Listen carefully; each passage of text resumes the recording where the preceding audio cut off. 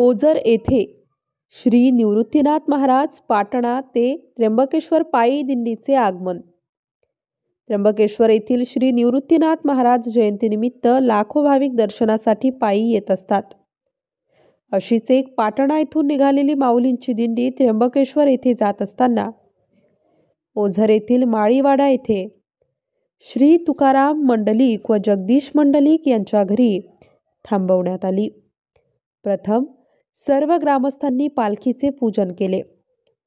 सकाळपासूनच गावात रांगोळी सडा टाकून दिंडीच्या स्वागताची तयारी करण्यात आली.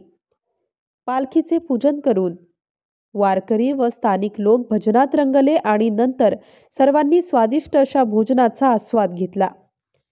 त्यानंतर माऊलीच्या पालखीचे पूजन करून आरती करण्यात आली व सर्वांनी मोठ्या श्रद्धेने पालखीला निरोप दिला.